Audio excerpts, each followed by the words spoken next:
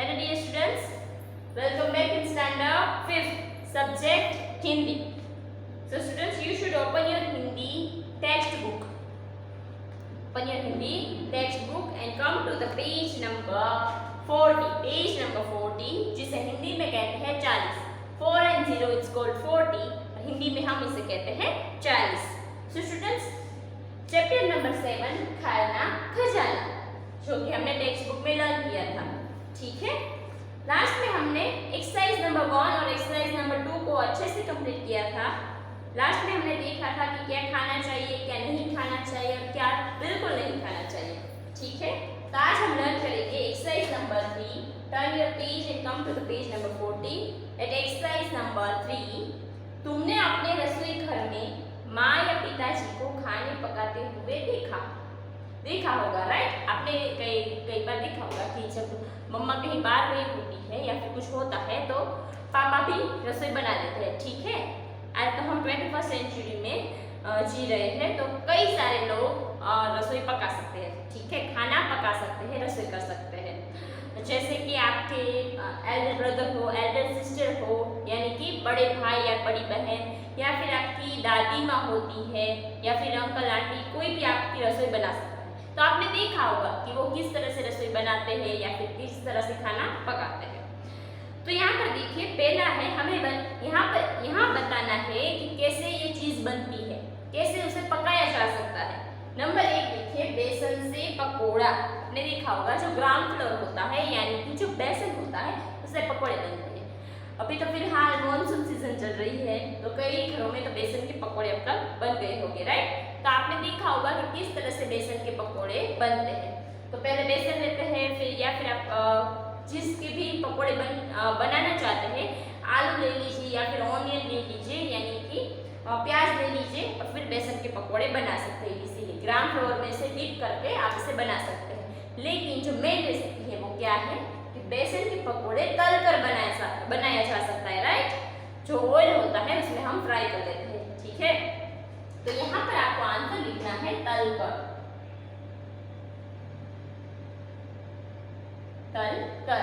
Okay.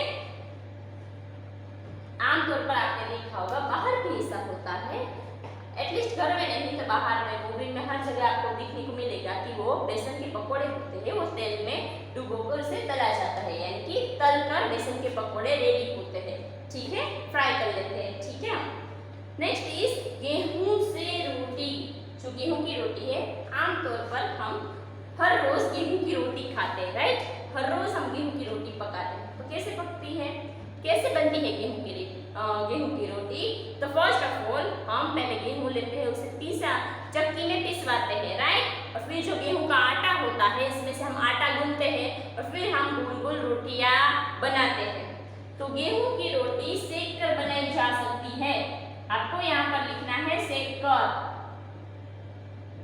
Okay, then third, दूध से चाय. अब एज यूजुअल हर किसी के घर में चाय तो बनती है. राइट, लेकिन चाय कैसे बनाते हैं? तो सिंपल है, बहुत इजी रेसिपी है. आप तो यूट्यूब भी अवेलेबल है. राइट, यूट्यूब में देखकर आप कोई भी रेसिपी इंस्टेंट बना सकते हैं. तो दूध से चाय कैसे बनती है? तो फिर पहले तो आप पानी लेते हैं, उसे उबालते हैं, फिर चाय पत्ती डालते हैं, शुगर यानी कि चीनी डालते हैं और लास्ट में आप मिल्क ऐड करते हैं यानी कि दूध ऐड करते हैं. तो फिर आप इसे अच्छे से उबालते हैं और आपकी चाय रेडी हो जाती है. तो दूध से चाय कैसे बनती है? उबालकर. सही हमारा आंसर है उबालकर. हो गया. आपको ये सिर्फ टेक्स्ट बुक में ही राइट डाउन करना है और कहीं पर भी राइट डाउन करने की जरूरत नहीं है. ठीक है, अच्छे से समझना है और अच्छे अक्षरों में आपको यहाँ पर लिखना है. सिर्फ आपकी किताब में लिखना है, टेक्स्ट बुक में लिखना है.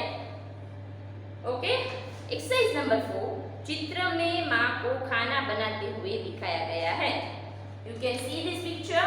हमने यहाँ पर देखा कि जो मम्मा थी वो रोटी बना रही थी. ठीक है, पास में एक लड़का था, वो खाना खा रहा था और फिर एक दादी माँ थी जो कि एक किताब पढ़ रही थी. हमने ऐसे चित्र पाठ को लर्न किया था. ठीक है, तो आप यहाँ पर देख सकती है कि जो माँ है, लड़के की माँ है, वो रोटी बना रही है, रोटी पका रही है. राइट, तो चित्र में माँ को खाना बनाते हुए दिखाया गया है. राइट, यहाँ पर 3 क्वेश्चंस अवेलेबल है. क्वेश्चन नंबर 2, क्या खाना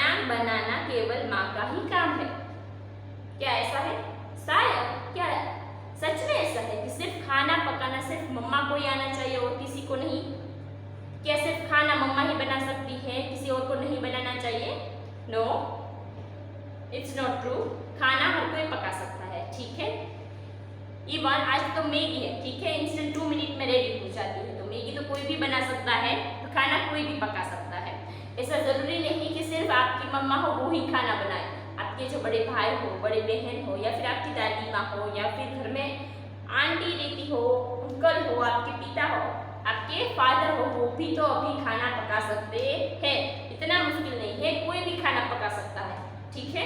तो ऐसा कोई रूल्स नहीं है कि सिर्फ घर में मम्मा को ही खाना रेडी करना चाहिए, खाना पकाना चाहिए, ऐसा नहीं है, ठीक है। नहीं तो बताओ और कौन कौन खाना बना सकता है? और थर्ड क्वेश्चन इज, नहीं तो बताओ और कौन कौन खाना बना सकता है? तो आप कह सकते हैं कि जैसे कि कभी मम्मा की तबीयत ठीक ना हो, आपकी मॉम जो होती है कभी तबीयत ठीक ना हो, या फिर कहीं बाहर गई हो, तो आपके डैडी या फिर आपका बड़ा भाई कोई भी खाना पका सकता है, इजीली खाना पका सकते हैं। या फिर आपकी दादी माँ हो, आंटी हो, अंकल हो, कोई भी खाना पका सकते हैं, यानी कि बना सकते हैं। चैप्टर नंबर 5, नीचे दिए गए चित्रों को देखकर कहानी बनाइए। यहाँ पर आपको कहानी बनानी है, ठीक है। ये हमारी वर्कबुक में अवेलेबल है, हम राइट डाउन करेंगे डायरेक्ट वर्कबुक में, जिसकी मैं PDF आपको सेंड कर दूंगी, ओके। तो स्टोरी का नेम है एकता में बल है, ठीक है।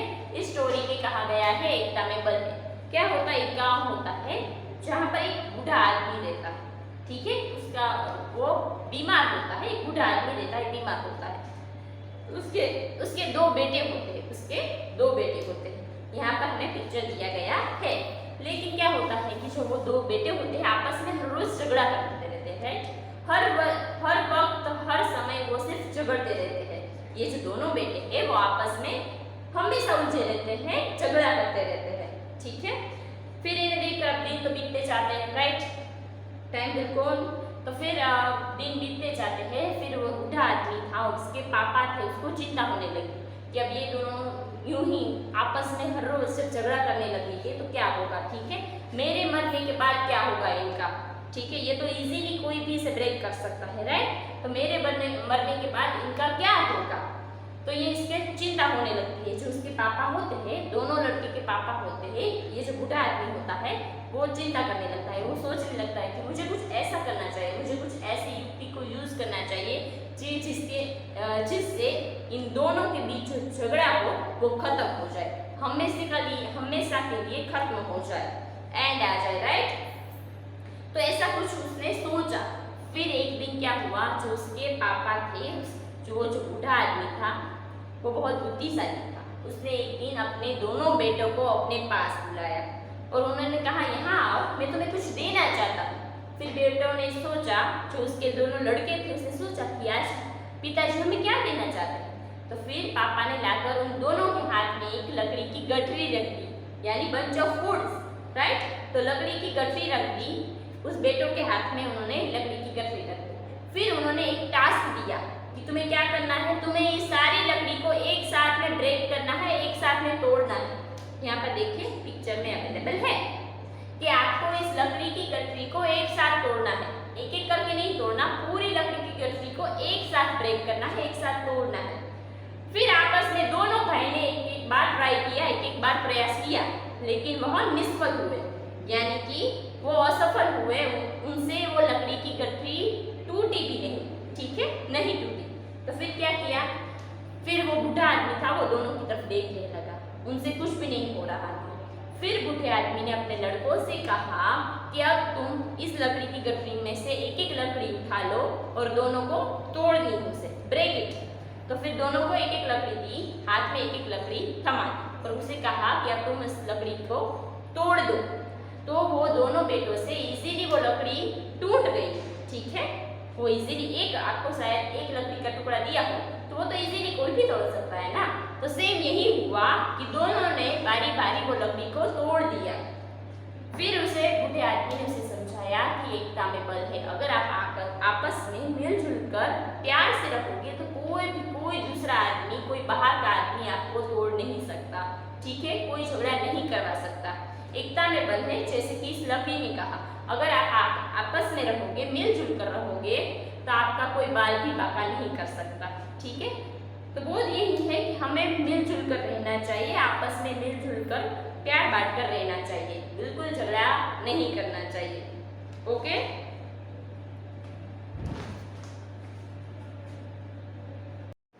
पेज नंबर 41 स्वाध्याय।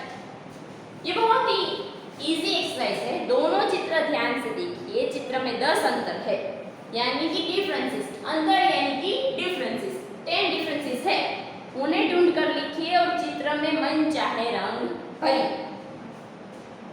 सिर्फ आपको लिखना है और यहाँ पर बाकी में जो चित्र है उसमें आप कलर फिल कर सकते हो। ओके, अभी आपको यहाँ पर राइट डाउन नहीं करना, और अगर करना हो तो यहाँ पर पास में लिख सकते हो। ओके, लेकिन ऐसा अभी कुछ करने की जरूरत नहीं है। ओके, क्योंकि एग्जाम में ये नहीं पूछते। ठीक है, हम पहले देख लेते हैं कि कौन कौन से डिफरेंसेस है, दोनों पिक्चर्स के बीच में कौन से डिफरेंसेस है। Let's find it. यहाँ पर देखिए, ये जो जोकर है उसका टोपी का कलर ऑरेंज है, और यहाँ पर देखिए ब्लू जैसा है। Right, difference number 1। Difference number 2, यहाँ पर राउंड अवेलेबल है। ठीक है, टोपी के पीछे देखिए, यहाँ पर कलर फिल किया हुआ है, यहाँ पर कलर फिल नहीं किया। ठीक है, तो आप इसमें कलर फिल कर सकते हैं। यहाँ पर देखिए, यहाँ पर राउंड अवेलेबल है, यहाँ पर नहीं, आपको करना है। देखिए ये रहा, यहाँ पर राउंड है, यहाँ पर नहीं है, यही डिफरेंस है। नंबर 4 देखिए, यहाँ पर ऑरेंज कलर है, जोकर के टी शर्ट में ऊपर ऑरेंज कलर है, यहाँ पर ब्लू कलर है। यहाँ पर देखिए नीचे जो उसकी झालर है ये जैसा, ये पिंक है, यहाँ पर ये ब्लू है। ओके, देन डिफरेंट नंबर 5, यहाँ पर पॉकेट है वो है ऑरेंज, और यहाँ पर जो पॉकेट है उसमें कलर है ब्लू।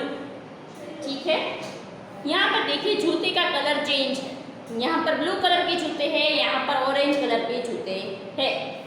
जो यहाँ पर व्हील है, व्हील का जो टायर है, व्हील है, वहाँ पर भी डिफरेंट कलर अवेलेबल है।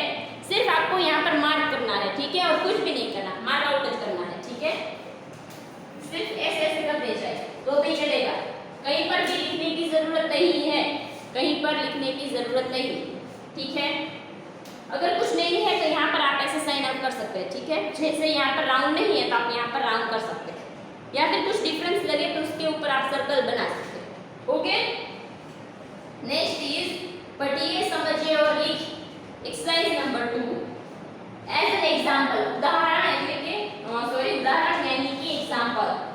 लेट्स सी, आई होप आपने ये लिख लिया होगा, so I just erase it.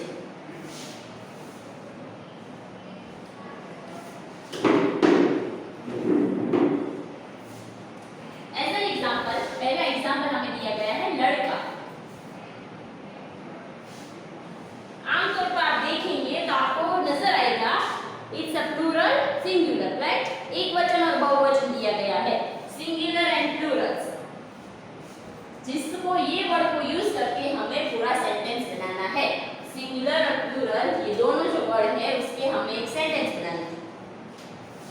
अब जैसे एक्सरसाइज कंप्लीट करोगे आपको समझ में आ जाएगा exactly what we have to do. लड़का स्कूल जा रहा है।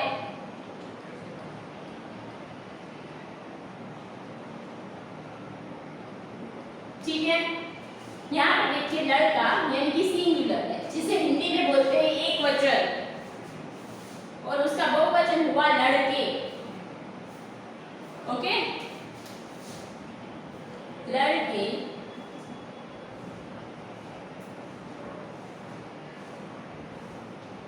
स्कूल जा रहे हैं।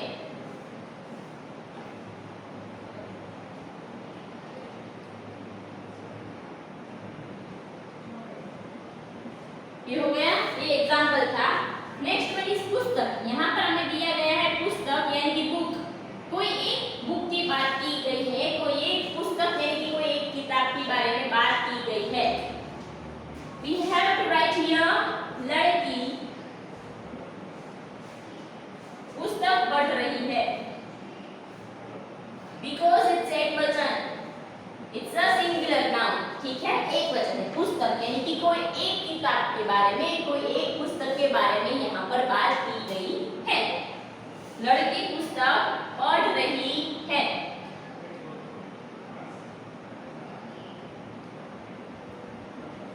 हो गया। अब उसका हमें प्लूरल्स बनाना। लेट्स सी, पुस्तकें, पुस्तक का हो जाएगा पुस्तकें। लड़कियां पुस्तकें पढ़ रही है।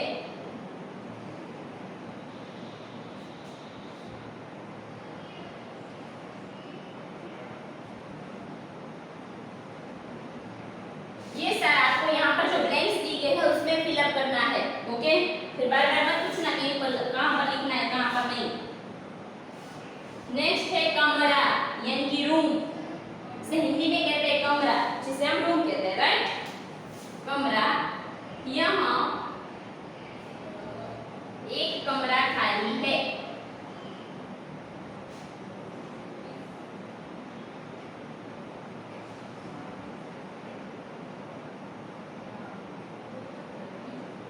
हो गया। और उसका प्लूरल होगा कमरे। कमरा का हो जाएगा कमरे।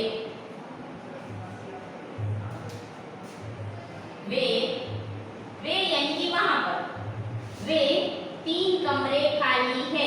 क्या लिखना है? वे 3 कमरे खाली है।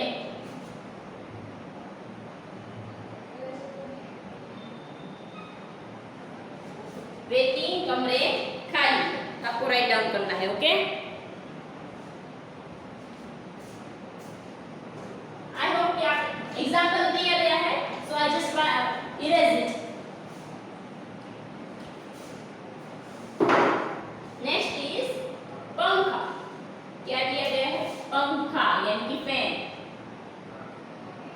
जिसे हम फैन कहते हैं, हिंदी में उसे कहते हैं पंखा। ये एक सिंगुलर नाउन है, एक वचन है। एक पंखा चल रहा है।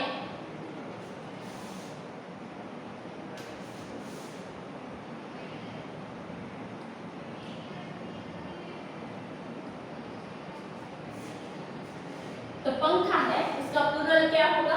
बहुवचन क्या होगा? तो हो जाएगा पंखे।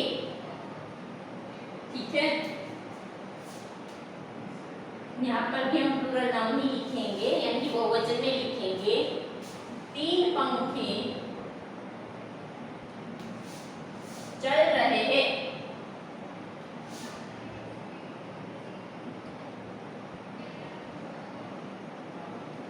ओके, हो गया। आपको ये यहाँ पर टेक्स्ट बुक में ही फिलअप करना है। Okay, so no more questions. Turn page and come to the page number 42. Is it clear? सबने लिख लिया? नंबर 1 पुस्तक। पुस्तक का होगा, पुस्तक एक वचन है यानी कि सिंगुलर नाउन है, उसका हो गया बहुवचन प्लूरल। पुस्तक का हो गया पुस्तकें। लड़की पुस्तक पढ़ रही है, प्लूरल नाउन में हमने कन्वर्ट किया। लड़कियां पुस्तकें पढ़ रही है। नेक्स्ट इज कमरा। कमरा यानी कि एक वचन, उसका हमने किया बहुवचन यानी कि प्लूरल। एक वचन में लिखा हमने यहाँ एक कमरा खाली है, उसका प्लूरल हो गया वे 3 कमरे खाली है। नेक्स्ट इज पंखा। एक पंखा चल रहा है। इट्स अ सिंगुलर नाउन यानी कि एक वचन, उसको हमने प्लूरल में कन्वर्ट किया, हो गया पंखे। पंखा का हो गया पंखे, एक से ज्यादा। 3 पंखे चल रहे हैं, तो यहाँ से हमने एक सेंटेंस बनाया, 3 पंखे चल रहे हैं। Okay, right it in your Hindi text book. I hope कि आप सबने यहाँ लिख लिया होगा। अगर नहीं लिखा तो मैं आपको वीडियो सेंड कर दूंगी, ठीक है? उसमें से लिख देना।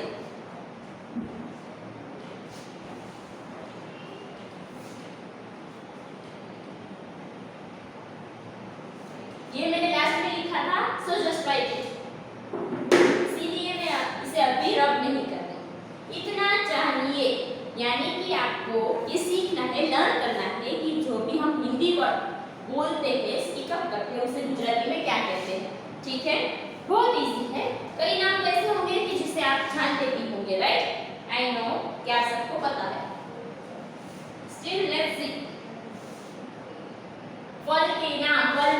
fruits. Now, okay? चीकू यहाँ पर है, दिया गया है, आपको लर्न करना है और ये आपकी अपनी कॉमन होमवर्क नोटबुक में राइट डाउन करना है। ये पेज नंबर 42, ठीक है? आपकी कॉमन होमवर्क नोटबुक है, उसमें आपको राइट डाउन करना है। चीकू है, चीकू का क्या रहेगा? चीक as it is. Next is नारंगी।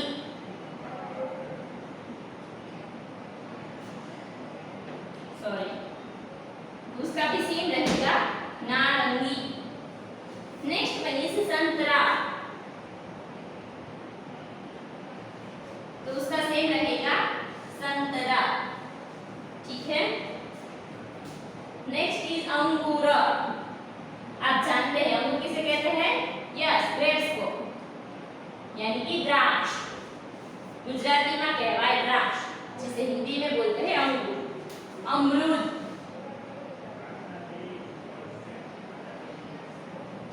अमरूद यानी कि जमरूख, ठीक है? अमरूद यानी कि जमरूख। आम, आम का हो जाएगा केरी। फिर है केला, केला का हो जाएगा केळू।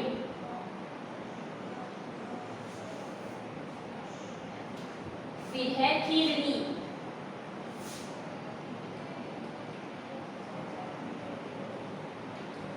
तो उसका हो जाएगा रायना।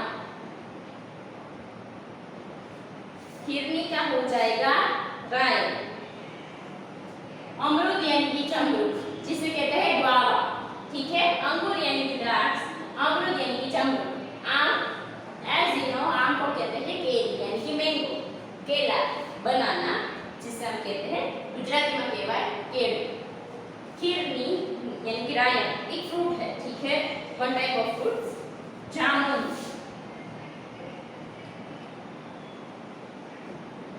जिसे हम गुजराती में कहते हैं जांबू, ठीक है? नेक्स्ट इज नारियल,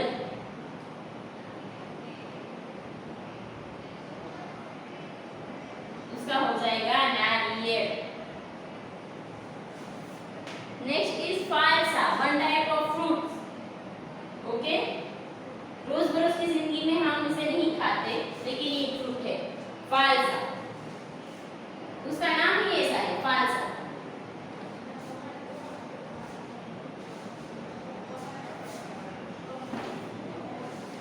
ओके?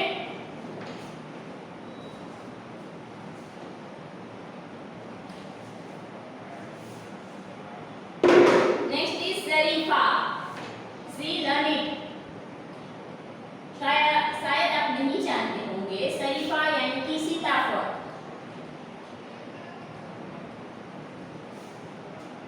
अनानस, अनानस, जिसे गुजराती में बोलते हैं अनानस, सेम होगा, जिसे कहते हैं पाइनएप्पल। नेक्स्ट इज अनार,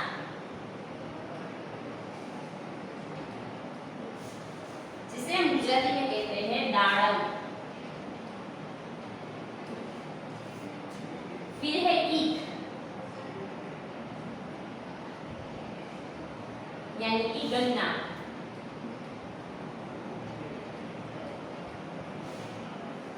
जिसे बोलते हैं सेरड़ी, ठीक है? Sugar cane. पोमोग्रेनेट यानी कि अनार, जिसे हम कहते हैं पोमोग्रेनेट, गुजराती में कहते हैं दाड़म। ईख यानी कि गन्ना, से कहते हैं सेरड़ी यानी कि शुगर केन। खरबूजा, सकरटेटी,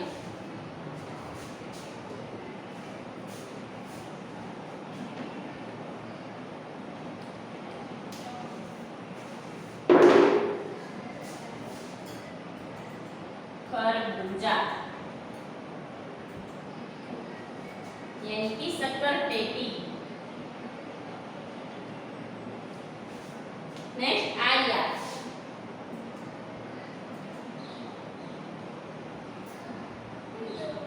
इसे कहते हैं चिगुल।